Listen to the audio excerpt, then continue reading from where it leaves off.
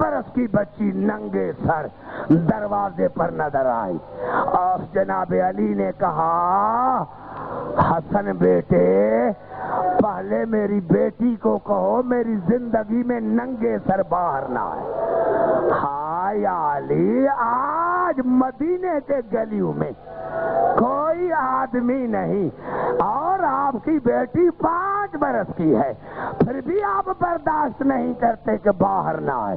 خدا جانے جب آپ کی وہی بیٹی ننگے سر شام کے بازار میں آئی ہوگی، یزید کے دربار میں آئی ہوگی، ابن زیاد کے دربار میں آئی، علی کی عزت کی قسم کھا رہا ہوں میرے دوستو، ہاں میرے دوستو، علامہ مجلسی علیہ رحمت نے لکھا ہے کہ جناب علی نے جناب سیدہ کو غسل اور کفن دیا تھا، کیونکہ معصوم کو معصوم ہی غسل دیتا ہے۔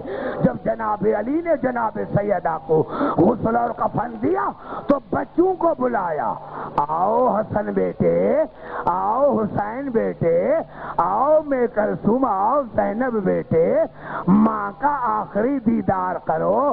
2 بچے آئے 2 نہ آئے، حسن اور ام کلثوم آئے، حسین اور زینب نہ آئے۔ میرے دوستو جناب علی نے جناب فضا کو کہا جاؤ میری بیٹی زینب کو لے کر آؤ، ماں کی آخری زیارت کرے۔ میرے دوستو علی کی عزت کی قسم کھا رہا ہوں، جیسے ہی جناب فضا آئی، جیسے جناب فضا آئی، آقا دادی چلو ماں کی آخری زیارت کرو۔ جناب زینب نے رو کر کہا اماں پہلے بابا کو کہو گھر سے باہر جائے، میں ساری زندگی ننگے سر بابا کے سامنے نہیں آئی، اور جب بیٹی پر مصیبتیں پڑتی ہیں تو ماں کو بتاتی ہے۔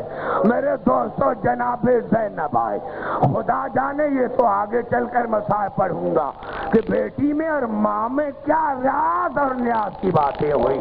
اب علی اندر آئے اور حسین کو کہا آؤ حسین بیٹے، آؤ ماں کی زیارت کرو۔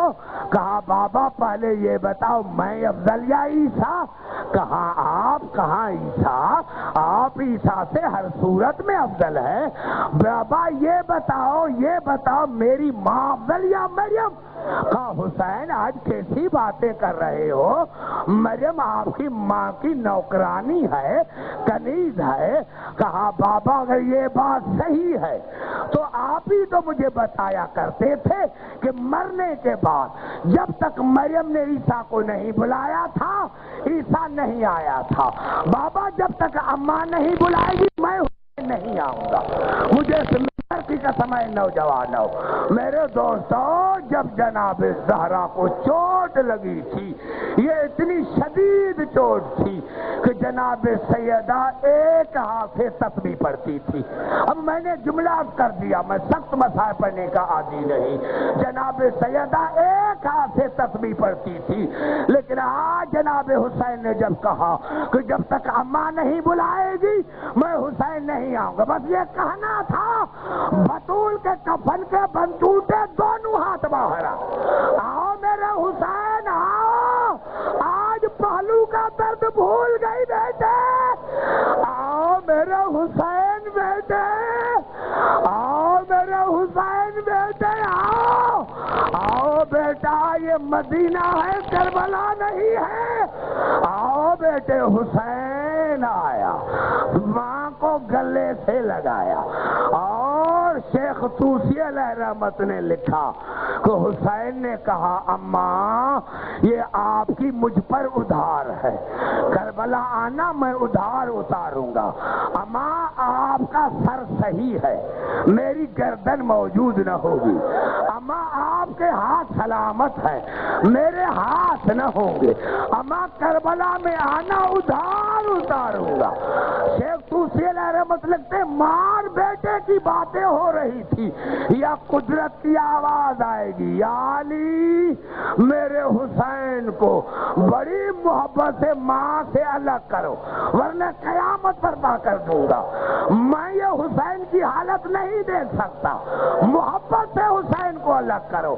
علی آیا، حسین کو گلے لگایا، بیٹے کا گلا چوما، بڑی محبت سے بیٹے کو الگ کیا۔ میں نے جو پڑھا میں نے عالم تصور میں کہا مولا حسین آپ بڑے خوش قسمت ہیں، آج آپ کا بابا موجود ہے، آپ کا بھائی حسن موجود ہے، آپ کی بہنیں موجود ہیں، بابا نے ماں کے جنازے سے بڑے پیار سے لگ کیا۔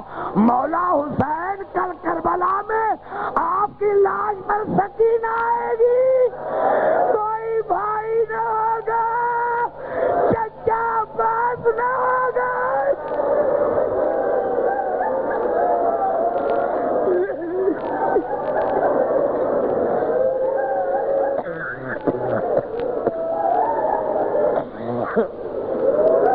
یا اللہ یا اللہ ہماری عبادت کو اپنی بارگاہ میں مقبول اور مستجاب فرما۔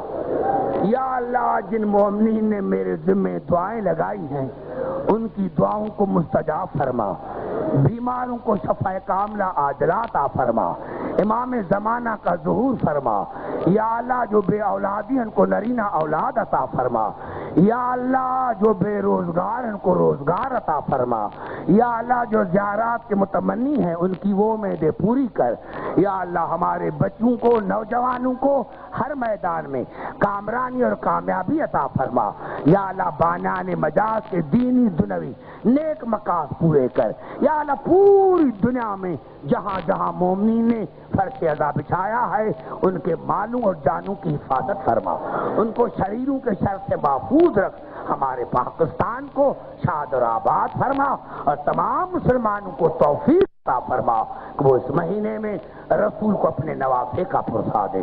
ربنا تقبل منا انک انت السمیع العلیم۔ اللہم صلی علیہ